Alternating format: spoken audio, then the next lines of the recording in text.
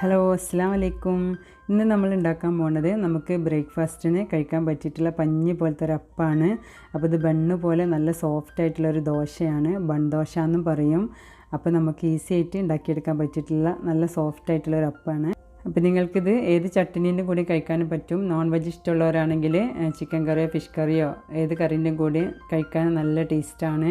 അപ്പോൾ ഞാനിതിൻ്റെ കൂടെ നല്ലൊരു ചട്നിയാണ് സെർവ് ചെയ്യുന്നത്. അപ്പോൾ നിങ്ങൾക്ക് റെസിപ്പിയൊക്കെ ഇഷ്ടമാവുണ്ടെങ്കിൽ ഒന്ന് സബ്സ്ക്രൈബ് ചെയ്ത് സപ്പോർട്ട് ചെയ്യണേ. സബ്സ്ക്രൈബ് ചെയ്യുന്ന സമയത്ത് ബെല്ലൈക്കണും കൂടി ഒന്ന് പ്രസ് ചെയ്ത് വെക്കണേ. അപ്പോൾ ഞാൻ ഇടുന്ന വീഡിയോസൊക്കെ നിങ്ങൾക്ക് കിട്ടുന്നതാണ്. അപ്പോൾ ഇതെങ്ങനെ ഉണ്ടാക്കും നോക്കാം. അപ്പോൾ ഞാൻ ബൺദോശ ഉണ്ടാക്കാൻ വേണ്ടിയിട്ട് 2 കപ്പ് പച്ചരി എടുത്തിട്ടുണ്ട്. അപ്പോൾ അതൊരു പാത്രത്തിലോട്ട് ചേർത്ത് കൊടുത്തതിന് ശേഷം നമുക്ക് 1/2 ടീസ്പൂൺ ഉലുവയും ചേർത്ത് കൊടുക്കണം. എന്നിട്ടിത് നല്ലോണം ഒന്ന് കഴുകിയതിന് ശേഷം ഒരു 4-5 മണിക്കൂർ നമുക്ക് വെള്ളം ഒഴിച്ചിട്ട് കുതിരാനായിട്ട് മാറ്റി വെക്കാം. അപ്പോൾ ഞാൻ അരി നല്ല കഴുകിയതിന് ശേഷം വെള്ളം ഒഴിച്ചിട്ട് കുതിരാനായിട്ട് മാറ്റി വെക്കുകയാണ്. അപ്പോൾ 4 മണിക്കൂർ ഇതിവിടെ ഇരിക്കട്ടെ. അപ്പോൾ നമ്മളെ പച്ചരി നല്ല കുതിർന്ന് പാകമായിട്ട് കിട്ടിയിട്ടുണ്ട്. അപ്പോൾ ഒരു 5 മണിക്കൂർ ഞാൻ സോക്ക് ചെയ്യാൻ വെച്ചിട്ടുണ്ടായിരുന്നു. ഇനി നമുക്കിതൊന്ന് വെള്ളമൊക്കെ ഒഴിവാക്കിയതിന് ശേഷം ഒന്നും കൂടി ഒന്ന് കഴുകിയിട്ടെടുക്കാം. ഇനി നമുക്ക് ഈ അരി അരക്കണ സമയത്ത് അതിൻ്റെ കൂടെ 1 കപ്പ് അവിലും 1/4 കപ്പ് തേങ്ങയും ആവശ്യമുണ്ട്. അപ്പോൾ ഞാനിവിടെ വെള്ള അവിലാണ് എടുത്തത്. പിന്നെ തേങ്ങ വേണമെങ്കിൽ നിങ്ങൾക്ക് ഒരു കപ്പ് വരെ എടുക്കാം കേട്ടോ. അപ്പോൾ ഞാനിവിടെ 1/4 കപ്പ് എടുത്തിട്ടുള്ളൂ. അപ്പോൾ 1/4 കപ്പ് മുതൽ 1 കപ്പ് വരെ വേണമെങ്കിൽ എടുക്കാം. ഇനി നമുക്ക് ഈ അവിലൊന്ന് കഴുകിയിട്ടെടുക്കണം. കഴുകിയെടുക്കുന്ന സമയത്ത് അവിലൊന്ന് സോക്കായി കിട്ടുകയും ചെയ്യും, അതിലെ കരടൊക്കെ ഒന്ന് പോയി കിട്ടുകയും ചെയ്യും. അപ്പോൾ ഇതൊന്ന് കഴുകിയിട്ടെടുക്കട്ടെ. ഇനി നമുക്ക് അരിയിലോട്ട് നമ്മൾ എടുത്ത് വെച്ചിട്ടുള്ള തേങ്ങയും കഴുകി വെച്ചിട്ടുള്ള അവിലും ചേർത്ത് കൊടുക്കണം. എന്നിട്ട് നല്ലോണം ഒന്ന് മിക്സ് ചെയ്ത് കൊടുക്കുക. മിക്സ് ചെയ്ത് കൊടുത്തതിന് ശേഷം നമുക്കിതൊന്ന് അരച്ചിട്ടെടുക്കാം. ഇപ്പോൾ ഞാൻ നല്ലോണം മിക്സാക്കി എടുത്തിട്ടുണ്ട്. ഇനി നമുക്ക് കുറേശ്ശെ ഇതൊന്ന് മിക്സിയിലിട്ടൊന്ന് അരച്ചിട്ടെടുക്കാം. അപ്പോൾ ആദ്യം കുറച്ച് വെള്ളം ഒഴിച്ച് കൊടുക്കുക. എന്നിട്ട് പകുതി അരി ഇതിലോട്ട് ഇട്ട് കൊടുക്കുക. അപ്പോൾ ഞാൻ 2 ബാച്ചായിട്ടാണ് അരച്ചിട്ടെടുക്കുന്നത്. അപ്പോൾ നിങ്ങൾ അരി അരക്കുന്ന സമയത്ത് വെള്ളം കൂടി പോകരുത് കേട്ടോ. നമുക്കൊരു ദോശമാവിൻ്റെ ഒരു അയവിൽ വേണം മാവ് അരച്ചിട്ടെടുക്കാനായിട്ട്. അപ്പോൾ ഞാനിവിടെ കുറച്ച് വെള്ളം ഒഴിച്ച് കൊടുത്തിട്ടുണ്ട്. ഇനി നമുക്ക് നല്ലോണം ഒന്നത് അരച്ചിട്ടെടുക്കാം. ഒന്ന് അരച്ചിട്ടെടുത്ത് വരാം കേട്ടോ. അപ്പോൾ ഞാൻ അരിയിൽ ഒട്ടും തരിയൊന്നും ഇല്ലാതെ നല്ല സ്മൂത്തായിട്ട് അരച്ചിക്കണ്. ഇനി നമുക്കിതൊരു പാത്രത്തിലോട്ട് മാറ്റി കൊടുക്കാം.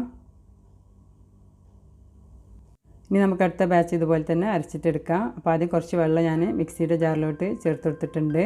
ബാക്കി അരി നമുക്ക് ഇതിലോട്ട് ചേർത്ത് കൊടുക്കാം. അപ്പോൾ ഞാൻ ഈ അരി അരച്ചിട്ടെടുക്കാനായിട്ട് മൊത്തത്തിൽ 1 കപ്പ് വെള്ളം ചേർത്ത് കൊടുത്തിട്ടുണ്ട്. അപ്പോൾ അരിൻ്റെ അനുസരിച്ച് നിങ്ങൾ വെള്ളം ഒഴിച്ച് കൊടുക്കുക. അപ്പോൾ അധികം ലൂസായിട്ടുള്ളൊരു ബാറ്ററല്ല നമുക്ക് വേണ്ടത്. നമുക്ക് ഇഡ്ഡലിൻ്റെ ദോശൻ്റെ ഒക്കെ ഒരു അയവിലുള്ളൊരു ബാറ്ററാണ് വേണ്ടത്. ഇനി നമുക്ക് നല്ല പോലെ ഒന്ന് അരച്ചിട്ടെടുത്തിട്ട് വരാം. അപ്പോൾ ഞാൻ നല്ലോണം ഒന്ന് ഒട്ടും തരിയില്ലാതെ അരച്ചിട്ടെടുത്തിക്കണം കേട്ടോ. അപ്പോൾ മിക്സിയിൽ കുറച്ച് മാവ് ബാക്കിയിരിക്കണ്ടല്ലോ. അപ്പോൾ നമുക്ക് കുറച്ച് വെള്ളം ഒഴിച്ചെടുത്തിട്ട് ആ മാവും കൂടി നമുക്ക് ഇതിലോട്ട് ചേർത്ത് കൊടുക്കാം. ഇനി നമുക്ക് ആവശ്യത്തിന് ഉപ്പും കൂടി ചേർത്തിട്ട് നല്ലോണം മിക്സ് ചെയ്തിട്ട് ഇത് പൊങ്ങാനായിട്ട് നമുക്ക് ഓവർനൈറ്റ് മാറ്റി വെക്കാം. അപ്പോൾ രാവിലെയാണ് ചുടുന്നുണ്ടെങ്കിൽ നമുക്ക് രാത്രി അരച്ച് വെക്കുക.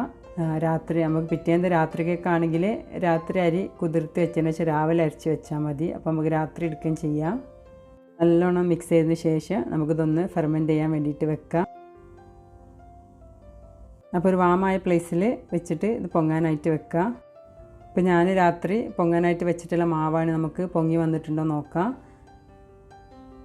അപ്പോൾ ഇളക്കി നോക്കുമ്പോൾ മനസ്സിലാവേണ്ട നല്ലോണം ഒന്ന് ഫെർമെൻ്റായിട്ട് കിട്ടിയിട്ടുണ്ട്. ഈ രീതിയിൽ ആയിട്ട് കിട്ടണം കേട്ടോ. അപ്പോഴാണ് നമ്മളെ ദോശ നല്ലോണം പെർഫെക്റ്റായിട്ട് കിട്ടുള്ളൂ.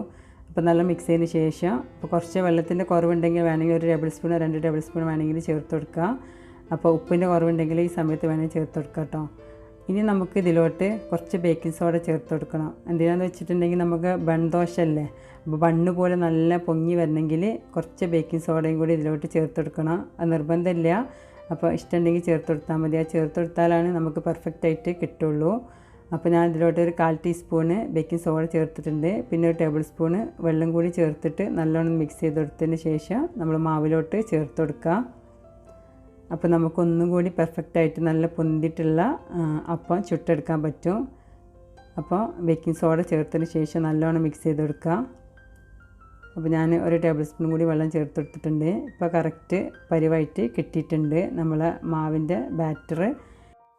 ഇനി നമുക്ക് ഈ മാവിലോട്ട് കുറച്ച് താളിപ്പ് ചേർക്കാനുണ്ട്. അപ്പോഴാണ് ദോശ ചുട്ടെടുക്കുന്ന സമയത്ത് നല്ലൊരു ഫ്ലേവറും നല്ല ടേസ്റ്റും കിട്ടുള്ളൂ. അപ്പോൾ അതിന് വേണ്ടിയിട്ട് താളിക്കാൻ വേണ്ടിയിട്ട് ഞാൻ ഫ്രൈ പാൻ എടുത്തിട്ടുണ്ട്. ഇതിലോട്ട് ഞാൻ ഒരു ചെറിയ സവാള എടുക്കുന്നുണ്ട് കേട്ടോ. അപ്പോൾ ഞാൻ ഈ ഒരു വലുപ്പത്തിലുള്ള സവാളയാണ് എടുക്കുന്നത്. അപ്പോൾ ഇതൊന്ന് ചെറുതായിട്ട് കട്ട് ചെയ്ത് വെക്കുക. അപ്പോൾ പാന് ചൂടായതിന് ശേഷം ആവശ്യത്തിന് വെളിച്ചെണ്ണ ഒഴിച്ച് കൊടുക്കുക. വെളിച്ചെണ്ണ ചൂടായതിന് ശേഷം നമുക്ക് ഒരു 1/2 ടീസ്പൂണ് കടുക് ചേർത്ത് കൊടുക്കണം.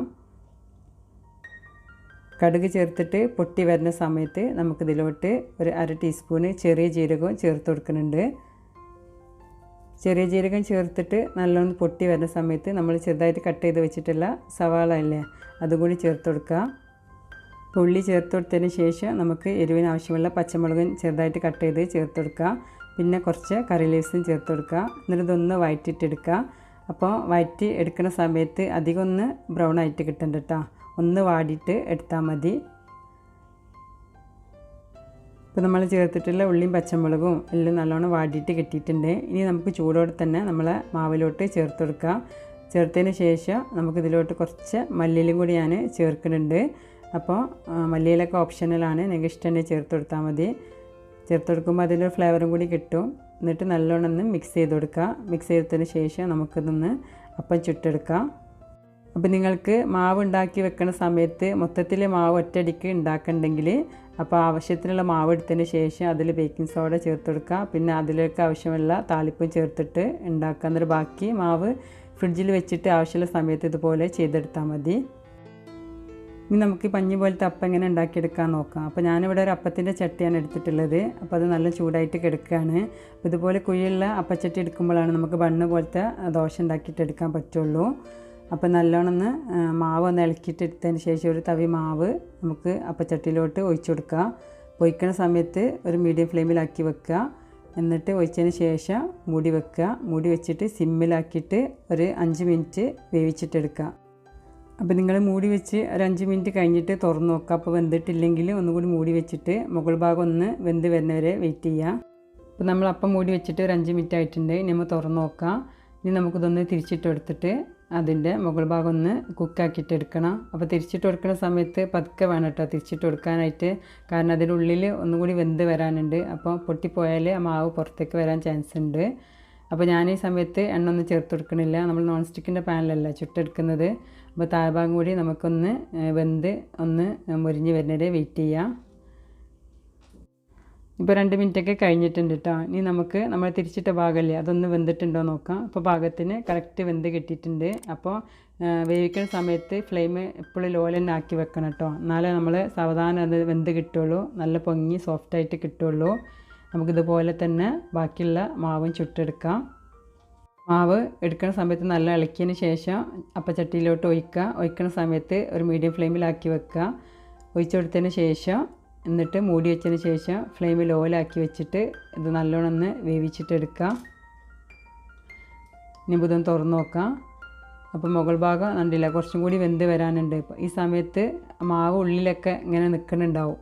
അപ്പോൾ നമ്മൾ തിരിച്ചിടുന്ന സമയത്ത് നല്ല ശ്രദ്ധിച്ചിട്ട് വേണം തിരിച്ചിട്ട് എടുക്കാനായിട്ട്. എന്നിട്ട് പതുക്കെ തിരിച്ചിട്ട് കൊടുക്കുക. എന്നിട്ട് താഴെ ഭാഗം കൂടി ഒന്ന് വെന്ത് വരട്ടെ. അതുവരെ നമുക്ക് സിമ്മിലിട്ടിട്ട് തന്നെ വേവിച്ചിട്ടെടുക്കുക. അപ്പോൾ നമുക്ക് ഇതുപോലെ എല്ലാ മാവും ചുട്ടെടുക്കുക. അപ്പോൾ ചുട്ടെടുക്കുന്ന സമയത്ത് നിങ്ങൾ ശ്രദ്ധിക്കേണ്ടത് മീഡിയം ഫ്ലെയിമിലാക്കിയിട്ട് വെക്കുക. എന്നിട്ട് മാവ് വെച്ചതിന് ശേഷം സിമ്മിലാക്കിയിട്ട് ഇത് നല്ലോണം വേവിച്ചിട്ടെടുക്കുക. അപ്പോൾ തിരിച്ചിടുന്ന സമയത്തും ശ്രദ്ധിക്കുക. ഇനി നമുക്ക് ഇതിൻ്റെ കൂടെ കഴിക്കാനായിട്ട് ഞാൻ സ്പെഷ്യൽ ചട്നി ഉണ്ടാക്കുന്നുണ്ട്. അപ്പോൾ അതെങ്ങനെ ഉണ്ടാക്കും നോക്കാം. അപ്പോൾ നമ്മൾ ഈ ടേസ്റ്റുള്ള അപ്പത്തിൻ്റെ കൂടെ നമുക്ക് കഴിക്കാനായിട്ട് ഒരു ചട്നി ഉണ്ടാക്കണം. അപ്പോൾ അതിന് വേണ്ടിയിട്ട് 2 ടേബിൾ സ്പൂൺ തൈര് എടുത്തിട്ടുണ്ട്. 1 കപ്പ് തേങ്ങ, 2 പച്ചമുളക്, കുറച്ച് മല്ലിയില, പിന്നെ ചെറിയ കഷ്ണം ക്യാപ്സിക്കം, 2 വെളുത്തുള്ളി, ചെറിയൊരു കഷ്ണം ഇഞ്ചി. ഇനി നമുക്കിതെങ്ങനെ ചമ്മന്തി ആക്കിയെടുക്കാൻ നോക്കാം. അപ്പോൾ നമുക്ക് മിക്സിയുടെ ജാറിലോട്ട് 1 കപ്പ് തേങ്ങ ചേർത്ത് കൊടുക്കാം. പിന്നെ ഇതിലേക്ക് കുറച്ച് മല്ലിയില, പിന്നെ നമ്മൾ എടുത്ത് വെച്ചിട്ടുള്ള ഇഞ്ചിയും പിന്നെ വെളുത്തുള്ളിയും ചേർത്ത് കൊടുക്കുക. പിന്നെ ക്യാപ്സിക്കം ചേർത്ത് കൊടുക്കുക. 2 പച്ചമുളകും ചേർത്ത് കൊടുക്കുക. ഇതൊക്കെ നമുക്ക് ചെറുതായിട്ട് കട്ട് ചെയ്തിട്ട് വേണം ചേർത്ത് കൊടുക്കാനായിട്ട്. അപ്പോൾ നമുക്ക് വേഗം അരിഞ്ഞ് കിട്ടും. അപ്പോൾ ഇതുപോലെ നിങ്ങൾ ചട്നി ഉണ്ടാക്കി നോക്കിയിട്ടില്ലെങ്കിൽ നിങ്ങൾ ഉണ്ടാക്കി നോക്കണം കേട്ടോ. നല്ല ടേസ്റ്റാണ്. അപ്പോൾ ഞാൻ പച്ചമുളകും ബാക്കി എല്ലാ ഇൻഗ്രീഡിയൻസൊക്കെ ഇതിലോട്ട് ചേർത്ത് കൊടുത്തിട്ടുണ്ട്. ഇനി നമുക്കിത് വെള്ളം ഒഴിക്കണം മുന്നേ ഇതൊന്ന് ക്രഷ് ചെയ്തെടുക്കണം. എന്നിട്ട് വേണം വെള്ളം ഒഴിച്ച് കൊടുക്കാനായിട്ട്. അപ്പോൾ ക്രഷ് ചെയ്തെടുത്തിട്ടുണ്ട്. ഇനി നല്ലോണം ഒന്ന് മിക്സ് ആക്കിയതിന് ശേഷം നമുക്ക് ഇതിലോട്ട് ആവശ്യത്തിന് ഉപ്പും നമ്മളെടുത്ത് വെച്ചിട്ടുള്ള യോഗട്ടില്ലേ അതും അപ്പോൾ യോഗട്ട് നിങ്ങളെടുത്ത് പുളിയില്ലാത്ത വേണം കേട്ടോ ചേർത്ത് കൊടുക്കാനായിട്ട്. അധികം പുളിയില്ലാത്ത തൈര് വേണം. പിന്നെ കുറച്ച് വെള്ളം ചേർത്ത് കൊടുക്കുക. അപ്പോൾ വെള്ളം ചേർത്ത് കൊടുക്കുന്ന സമയത്ത് കുറേ ചേർത്ത് കൊടുക്കരുത് കേട്ടോ. അപ്പോൾ നമുക്ക് ലൂസായിപ്പോയി ചട്ടിനി. ഇതൊന്ന് നല്ലോണം ചമ്മന്തിൻ്റെ പരുവത്തിൽ അരച്ചിട്ടെടുത്ത് വരാം. അപ്പോൾ ഞാൻ നല്ലോണം അരച്ചിട്ടെടുത്തിട്ടുണ്ട്. ഇനി നമുക്ക് ബൗളിലോട്ട് ചേർത്ത് കൊടുക്കാം. ഇനി നമുക്ക് ഈ ചട്ടിനിക്ക് ഒരു സ്പെഷ്യൽ ടേസ്റ്റ് കിട്ടാൻ വേണ്ടിയിട്ട് നമുക്കിതൊന്ന് താളിച്ച് ചേർക്കാം കേട്ടോ. അപ്പോൾ പാന് ചൂടായതിന് ശേഷം ഞാൻ ഇതിലോട്ട് വെളിച്ചെണ്ണ ചേർത്ത് കൊടുത്തിട്ടുണ്ട്. ഇതിലോട്ട് 1/2 ടീസ്പൂണ് കടുക് ചേർത്ത് കൊടുത്തിട്ടുണ്ട്. കടുക് നല്ലോണം പൊട്ടി വരുന്ന സമയത്ത് നമ്മളിതിലോട്ട് അരിഞ്ഞ് വെച്ചിട്ടുള്ള ചെറിയ ഉള്ളിയില്ലേ അത് ചേർത്ത് കൊടുക്കണം. 2 ടേബിൾ സ്പൂണ് ചേർത്ത് കൊടുക്കുക. ചെറിയ ഉള്ളി കൂടി ചേർത്തിട്ട് എന്നിട്ട് ആവശ്യത്തിന് കറി ലീവ്സ് ചേർത്ത് കൊടുക്കുക. കറി ലീവ്സും കൂടി ചേർത്തിട്ട് നല്ലോണം മൂപ്പിച്ചിട്ടെടുക്കുക. പുള്ളിയെ നല്ലോണം മൂത്ത് വരണിട്ട് അതുവരെ ഒന്ന് വഴറ്റിയിട്ടെടുക്കുക. പുള്ളിയൊക്കെ നല്ലോണം മൂത്ത് കിട്ടിയിട്ടുണ്ട് കേട്ടോ. ഇനി ഫ്ലെയിം ഓഫാക്കുക. ഓഫാക്കിയതിന് ശേഷം നമ്മൾ എടുത്ത് വെച്ചിട്ടുള്ള കുറച്ച് മല്ലിയിലുണ്ട് അതിലോട്ട് ചേർത്ത് കൊടുക്കുക. എന്നിട്ട് ഒന്ന് മിക്സ് ആക്കിയതിന് ശേഷം ചൂടോടെ തന്നെ നമ്മൾ ചട്ടിനിയിലോട്ട് ചേർത്ത് കൊടുക്കുക. അപ്പോൾ ഇങ്ങനെ താളിച്ച് ചേർക്കുന്ന സമയത്ത് നമ്മൾ ചട്ടിനിക്ക് ഒരു സ്പെഷ്യൽ ടേസ്റ്റാണ്. അപ്പോൾ ഇതുപോലെ നിങ്ങൾ ചെയ്ത് നോക്കിയിട്ടില്ലെങ്കിൽ ഒന്ന് ഉണ്ടാക്കി നോക്കുക. അപ്പോൾ എല്ലാത്തിൻ്റെ കൂടെ കഴിക്കാൻ പറ്റിയിട്ടുള്ള നല്ലൊരു ചട്ടിനിയാണ്. ഇപ്പോൾ നമ്മൾ ഉണ്ടാക്കിയിട്ടുള്ള കുട്ടി ദോശ നമുക്ക് ഏത് ഇഷ്ടമുള്ള ചട്ടിനീന് കൂടെ കഴിക്കാം കേട്ടോ. അപ്പോൾ ഞാൻ ഉണ്ടാക്കിയിട്ടുള്ള ചമ്മന്തി നല്ല ടേസ്റ്റാണ് കഴിക്കാനായിട്ട്. അപ്പോൾ നിങ്ങൾക്ക് റെസിപ്പി ഇഷ്ടമായിട്ടുണ്ടെങ്കിൽ ഒന്ന് ഉണ്ടാക്കി നോക്കുന്ന സമയത്ത് ഫീഡ്ബാക്കൊക്കെ അറിയിക്കണം. വീഡിയോസൊക്കെ ഇഷ്ടമായിട്ടുണ്ടെങ്കിൽ ഒന്ന് ലൈക്ക് ചെയ്യുക, ഒന്ന് ഷെയർ ചെയ്ത് കൊടുക്കുക എല്ലാവർക്കും. പിന്നെ സബ്സ്ക്രൈബ് ചെയ്യാതാണ് കാണുന്നുണ്ടെങ്കിൽ ഒന്ന് സബ്സ്ക്രൈബ് ചെയ്ത് സപ്പോർട്ട് ചെയ്യണേ. അപ്പോൾ നിങ്ങൾക്ക് ഈ മാവിൽ നിന്ന് 12 ഈ സൈസിലുള്ള ദോശ ഉണ്ടാക്കിയിട്ടെടുക്കാൻ പറ്റും. അപ്പോൾ കുറച്ച് ചെറിയ ടൈപ്പ് അപ്പാണ് ഉണ്ടാക്കുന്നുണ്ടെങ്കിൽ കുറച്ചും കൂടി ഉണ്ടാക്കിയിട്ടെടുക്കാം കേട്ടോ. അപ്പോൾ ഇൻഷാ അല്ലാഹ് നല്ല വീഡിയോ ആയിട്ട് നമുക്ക് വീണ്ടും കാണാം.